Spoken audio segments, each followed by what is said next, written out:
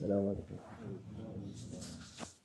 أعوذ بالله من الشيطان الرجيم. بسم الله الرحمن الرحيم والصلاة والسلام على رسول محمد سيد الأولين والآخرين.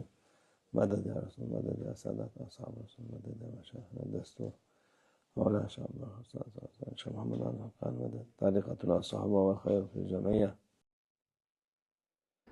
بسم اللہ الرحمن الرحیم. اسمعوا ووعوا وإذا وأیتم فانتفعوا. یہ کوئی حدیث نہیں ہے، بلکہ شاید حضرت ابو بکر صدیق یا حضرت عثمان غنی کا مبارک فرمان ہے، کیونکہ لوگ سنتے تو ہیں لیکن سمجھتے نہیں، وہ صرف بولتے رہتے ہیں، مگر جو کچھ وہ کہہ رہے ہوتے ہیں خود بھی اس سے کوئی نفع حاصل نہیں کرتے. اس لیے اس بابرکت مقولے میں کہا گیا ہے، سنو اور سمجھو. اگر آپ سمجھیں گے تو جو کچھ آپ نے سنا ہے اسی کے مطابق فائدہ بھی اٹھائیں گے. زیادہ تر لوگ آتے ہیں اور جو کچھ بھی ان کے ذہن میں آتا ہے بول دیتے ہیں. وہ نہ تو سامنے والے کی بات کو سمجھتے ہیں اور نہ ہی اس سے کوئی روحانی یا دینی فائدہ حاصل کر پاتے ہیں. لہٰذا اگر آپ لوگوں سے کوئی نصیحت، علم یا رائے چاہتے ہیں تو اسے پوری توجہ سے سنیں اور گہرائی سے سمجھیں. گہری سمجھ معاملات کو آسان بنا دیتی ہے. آپ کو یہ دیکھنا چاہیے کہ آپ کے لیے کیا لازمی اور ضروری ہے، نہ کہ وہ جو آپ کی نفس چاہتی ہے.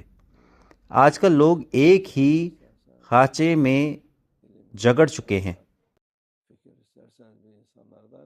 وہ صرف یہی چاہتے ہیں کہ سامنے والا بھی وہی بات کہے جو وہ خود سننا چاہتے ہیں.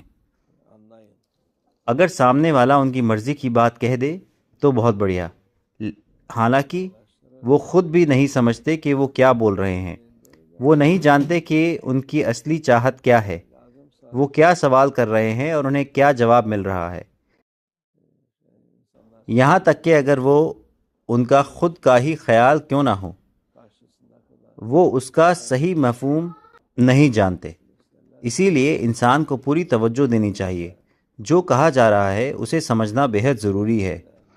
صحیح سمجھ ہی فائدے کی طرف لے جاتی ہے.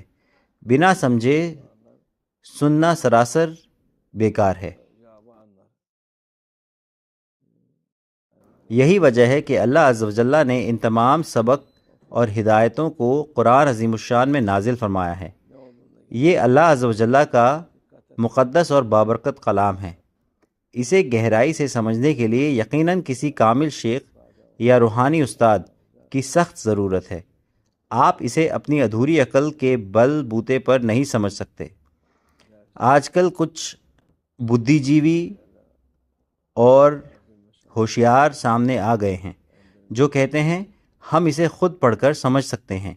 نہ کسی مسلک فقہ کی ضرورت ہے، نہ کسی طریقت کی. ہم یہ سب کچھ خود ہی سمجھ لیں گے.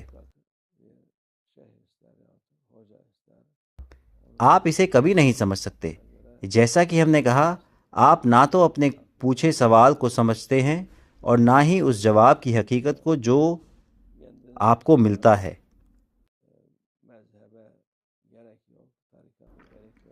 آپ اپنی سمجھ کے نام پر جو کچھ گڑھ کر لائیں گے وہ شیطان کے وسوسوں کے سوا کچھ نہیں ہوگا. اللہ ہماری حفاظت فرمائے. اللہ ہمیں ان لوگوں میں شامل کرے جو حقیقی سمجھ رکھتے ہیں. اللہ ہمارے ذہنوں اور ہمارے سینوں کو کھول دے. صرف ظاہری عقل اور ہوشیاری سے سمجھنا کافی نہیں ہے، ہمیں اپنے دل کی روشنی سے بھی سمجھنا ہوگا. انشاءاللہ اللہ ہم سب کے دلوں کے دروازے کھول دے تاکہ ہم حق اور سچائی کا سیدھا دیدار کر سکیں. ومن اللہ توفیق. الفاتحہ.